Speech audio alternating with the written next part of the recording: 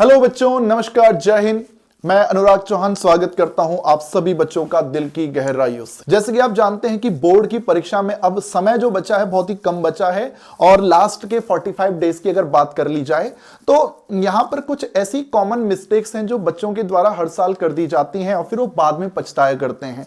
तो ये मिस्टेक्स आप लोगों के द्वारा ना हो तो उसके रिगार्डिंग में आप लोगों को पहले से ही मैं थोड़ा यहाँ पे सावधान करना चाहूंगा कि भैया बाद में ये ना हो ना कि यार अब पछता है क्या फायदा जब चिड़िया चुग गई खेत। तो ऐसी बात नहीं होनी चाहिए। इसलिए भैया अगले 45 दिन आप तैयारी कर रहे हैं, रिवीजन कर रहे हैं, फर्स्ट टाइम पढ़ रहे हैं, जो भी कर रहे हैं भैया, किन बातों का आपको विशेष ध्यान देना है। स्पेशली मैं मैथमेटिक्स वाले स्टूडेंट्स की मैं बात करूंगा, चाहे आप ह्यूमैनिटीज वाले हो, कॉमर्स वाले हो, साइंस वाले हो, उससे फर्क नहीं पड़ता। इस बात को ध्यान रखिएगा कि देखिए ऐसा है, हमारे पास ना कहीं से चारों दिशाओं से ना हमारे पास क्वेश्चंस की एक लिस्ट आएगी जो कहेगी कि हाँ इन सेलेक्टेड क्वेश्चन को ही बस आप कर लो और आप एग्जाम में टॉप कर जाओगे। भाई ये 2018, 19, 20, 21 का एग्जाम नहीं होने वाला।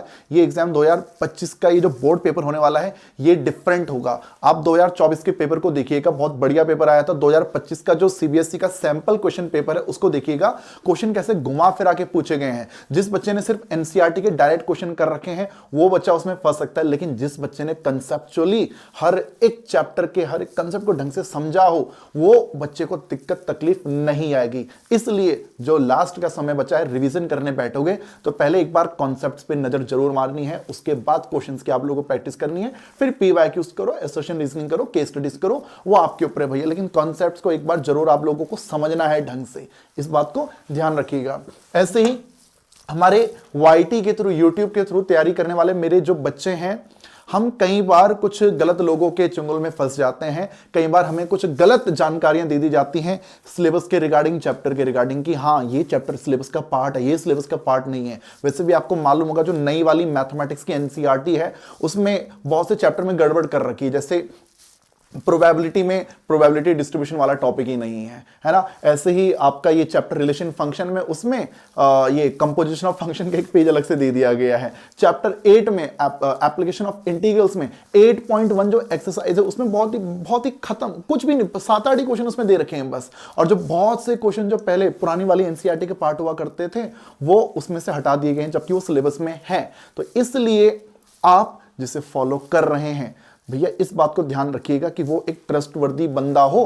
और जैसे हमारे बहुत से बच्चे, जैसे मैंने अभी पिछले पॉइंट में आपसे कहा ना कि आपको कंसेप्चुअल हर एक चैप्टर को पढ़ना है, समझना है, तो जरा सोचिएगा हमें YouTube पे ना कुछ ऐसे वन शॉट्स देखने को मिल जाएंगे जिसमें 1 घंटे के अंदर पूरा इंटीग्रेशन खत्म कर रखा है और बच्चा सोचता कि मैं इसको देख लूंगा तो मेरा पूरा इंटीग्रेशन हो जाएगा। भाई इस तरह की गड़बड़ियां मत करना। मैं इंटीग्रेशन के जब भाई मैंने वीडियोस मैंने बनाए तो भैया मेरे को 11-11 घंटे लग गया, तब भी मुझे लगता था कि यार मैं इसमें पूरा ढंग से नहीं प्रोवाइड कर पाया।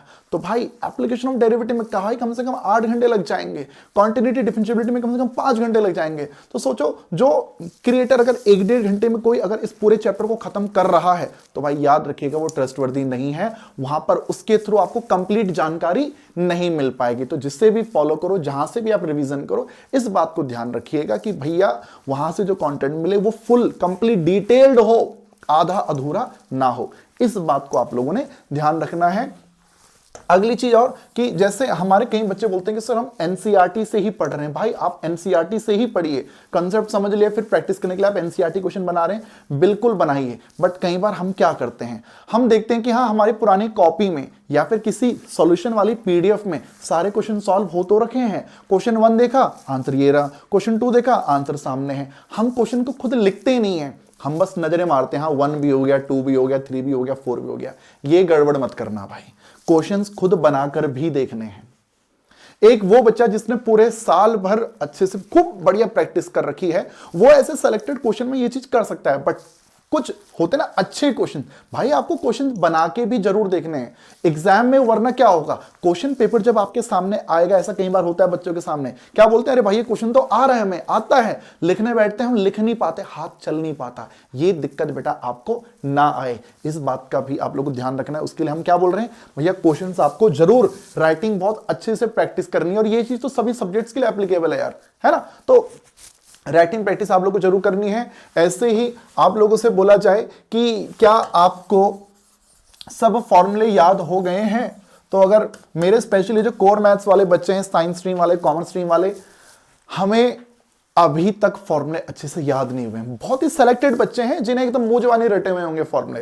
भाई आपको cos 2 theta, sin 2 theta, tan 2 theta, फिर 1 minus cos theta, 1 plus cos theta, sin theta, इन सब के कई सारे फॉर्मूले जो बार बार हमें परेशान करेंगे और हम क्या सोचते हैं, चलो ठीक है बाद में याद कर लेंगे, बाद में याद कर लेंगे। वो बात कभी आता ही नहीं है। भाई अभी टाइम है, हर रोज आप फॉर्मूले याद करो, आधा घंटा डेली आप समय निकालो फॉर्मूले। मैं कह रहा हूं 6 दिन अगर आपने डेली सेम फॉर्मूले लगातार याद कर लिए ना, वो आपको एकदम मौजवाने रट जाएंगे हमेशा के लिए। और एग्जाम में यही होता है, क्वेश्चन आते हैं, बस फॉर्मूला याद नहीं आता और क्वेश्चन आगे बन नहीं पाता, या फिर गलत फॉर्मूला लगा देने की वजह से एग्जाम में अच्छा आता हुआ क्वेश्चन हमारा गलत हो जाता है। तो इसलिए फॉर्मूले याद बेटा आप लोग को जरूर करने हैं, इस बात को भूलेगा मत। फिर ऐसा है ना, हमारे वो बच्चे देखो, अभी आप जो तैयारी कर रहे हो, आप अपनी तैयारी करते हो चैप्टर वाइज। चलो ठीक है, आज मैं चैप्टर 1 पढ़ लेता हूं, कल मैं चैप्टर 2 रिवाइज कर लूंगा। जब मैं चैप्टर 1 पढ़ता हूं तो चैप्टर 1 के सब क्वेश्चन मुझसे बन जाते हैं। जब मैं चैप्टर 2 करता हूं तो चैप्टर 2 के भी सब क्वेश्चन मुझसे बन जाते हैं। लेकिन जब सारे चैप्टर के क्वेश्चन रैंडम एक साथ हमारे सामने आ जाते हैं ना, तब उस टाइम पे हमारा दिमाग काम करना बंद कर देता है। यही होता है एग्जाम में, दिमाग एकदम पजल्ड हो जाएगा भैया। रैंडम इंटीग्रेशन आ गया, रैंडम डिफरेंशिएशन आ गया, फिर डिफरेंशियल इक्वेशन आ गया, तो बड़ी गड़बड़ हो जाएगा। एक टाइम पे तो ऐसा लगेगा पूरा पेपर कैलकुलस से ही भरा पड़ा है, ये भी लगेगा भैया। तो इसलिए आप लोग का जब पूरा रिवीजन वगैरह हो जाता है तो भाई आप लोगों को मॉक टेस्ट पेपर जरूर बनाने। भाई 5 मॉक टेस्ट पेपर बनाओ यार, 5 अच्छे क्वालिटी मॉक टेस्ट पेपर बनाओ। इस बात को ध्यान रखिए, बिना मॉक टेस्ट पेपर बनाए बेटा एग्जाम में नहीं उतरना। दूसरे के साथ कभी भी कंपैरिजन नहीं करना भाई। देखो हर एक बच्चा डिफरेंट होता है, कुछ बच्चे बड़े इंटेलिजेंट होते हैं मैथमेटिक्स में, कुछ बच्चे मैथमेटिक्स में वीक होते हैं, किसी दूसरे सब्जेक्ट में अच्छे होते हैं। अब एक दूसरा बच्चा आर.डी. शर्मा करके बैठ गया, एम.एल. अग्रवाल करके बैठ गया, बहुत कुछ करके बैठ गया, और आप उससे तुलना कर रहे हो कि भाई इसने तो ये सब कुछ कर लिया। भाई उससे तुलना मत करो। आपने, आपके टीचर ने आपको जो तैयारी करवाई है, सही तैयारी करवाई होगी। अगर आप एक अच्छे टीचर को फॉलो कर रहे हैं तो उन्होंने जो भी आपको गाइड किया है वो सही गाइड किया होगा, आपके अकॉर्डिंग आपको गाइड कर रखा होगा। आप अपनी तैयारी को जारी रखो। दूसरे से तुलना करोगे ना यार, तो भाई फिर वो हीन भावना अंदर आ जाएगी और खुद के प्रति बेटा फिर वही ना एंजाइटी, डिप्रेशन, वो सब कुछ, सब दिक्कत तुम्हें फिर फील होने लग जाएंगी यार।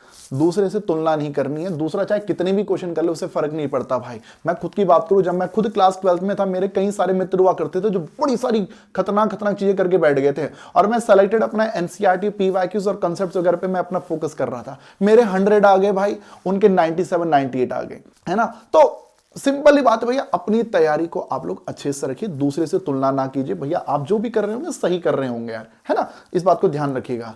और बस इतना ही कहूंगा भाई कि ये जितनी भी बातें मैंने बताई हैं इन पर जरा विशेष गौर करना, और वीडियो को मैंने ज़्यादा लंबा रखने की कोशिश नहीं की। ये समय आपको बड़ा कीमती है बच्चे, और हमारी यहाँ YouTube पर ही हमारी लाइव सेशन बेटा, हमारा निर्णय बैच चल रहा है। क्लास 12th के सभी चैप्टर्स हम रिवाइज करवा रहे हैं।